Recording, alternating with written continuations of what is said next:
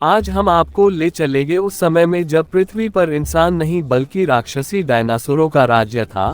फिर कैसे एक महाविनाश ने पूरी धरती की तस्वीर ही बदल दी और शुरू हुई उस महान यात्रा की कहानी जिसका अंत हम इंसानों के जन्म से हुआ। तो चलिए शुरू करते हैं पृथ्वी से इंसान तक का रहस्यमय सफर। करीब 6 करोड़ 50 लाख साल पहले एक विशालकाय एस्ट्रॉयड पृथ्वी से टकराया।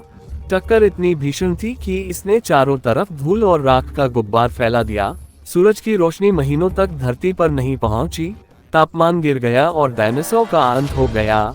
पर कहते हैं ना, अंत एक नई शुरुआत का रास्ता खोलता है।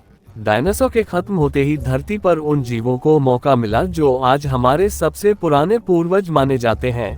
मैमल्स यानी स्तनधारी जीव। छोटे आकार के ये जीव जमीन के नीचे छिपकर इस महाविनाश से बच निकले थे।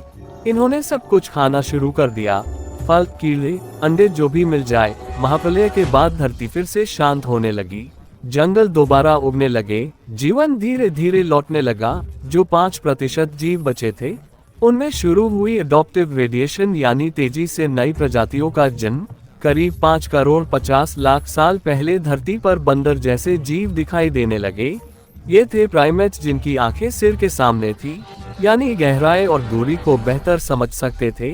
इसी समय एक महत्वपूर्ण परिवर्तन हुआ। हमारे पूर्वजों की खोपड़ी के नीचे का छेद खोपड़ी के पिछले हिस्से से सेंटर की ओर आने लगा। इसका मतलब था अब वे जीव सीधे खड़े होकर चल सकते थे। 4.7 करोड़ साल पहले पृथ्वी की टेक्टोनिक प्लेट्स में हलचल शुरू हुई। भारत नामक भूभाग एशिया की तरफ बढ़ने लगा।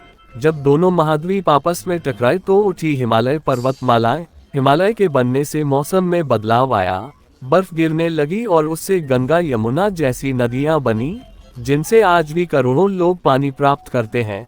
3 करोड़ साल पहले ओलिगोसीन युग में धरती ठंडी होने लगी, जंगल घटे और घास के मैदान बढ़ने लगे। इससे शाकाहारी और मांसाहारी जानवरों की नई प्रजातियां विकसित होने लगी। अब शिकार और शिकारियों का नया खेल शुरू हो चुका था और प्रकृति नए विजेता तलाश रही थी।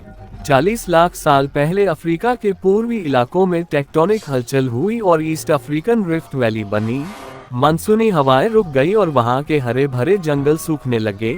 इन्हीं जंगलों में रहते थे ग्रेट एप्स, हमारे पूर्वज। जैसे जैसे जंगल खत्म हुए इन्हें भोजन की तलाश में पेड़ों से नीचे उतरना पड़ा और यहीं से शुरू हुआ मानव इतिहास का पहला कदम। एडिपिथेक्स रेमिड्स नामक प्रजाति ने पहली बार जमीन पर 2 पैरों से चलना शुरू किया।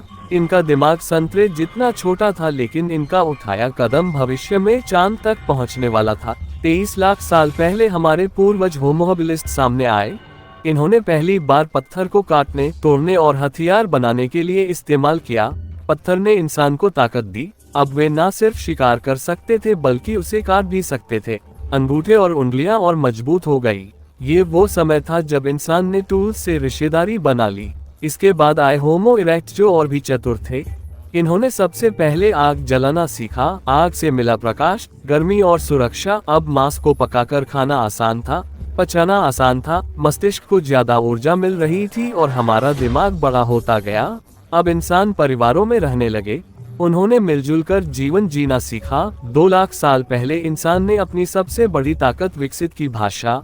अब सूचना एक पीढ़ी से दूसरी पीढ़ी में पहुंचने लगी। अनुभव और ज्ञान साझा होने लगे। हम बन गए होमो सेपियंस, सोचने, समझने और बोलने वाले इंसान। अब हमने अपने घर अफ्रीका को छोड़कर बाहर निकलना शुरू किया। हम यूरोप, एशिया, ऑस्ट्रेलिया और अमेरिका तक फैल गए। 1 लाख से 3,000 साल पहले पृथ्वी पर बर्फ जमने लगी। इंसान ने ठंडी जलवायु में भी जीना सीख लिया। जानवरों की खाल पहननी शुरू की, आग से खुद को गर्म रखा, गुफाओं में रहने लगे। हमने न सिर्फ बर्फ के क्षेत्रों में जीवन पाया बल्कि समुद्रों को पार कर नई धरती तक पहुँचे। यह इंसान की जिज्ञासा का पहला प्रमाण था। 10,000 साल पहले इंसान ने खेती करना शुरू किया, जानवरों को पालतू बनाया, गांव और कस्बे बनाए। यहीं से शुरू हुई सभ्यता और संस्कृति। फिर आए विज्ञान, गणित, कला और धर्म। हम एक आधुनिक समाज में बदलने लगे। हमने पहियों का आविष्कार किया, भाषा लिखनी सीखी और अंततः शहरों का निर्माण किया। और इस तरह 6.5 करोड़ साल पहले शुरू हुआ सफर आज इस मुकाम पर पहुंचा है कि हम ब्रह्मांड को समझने की कोशिश कर रहे हैं, चांद पर जा चुके हैं और मंगल पर बसने के सपने देख रहे हैं।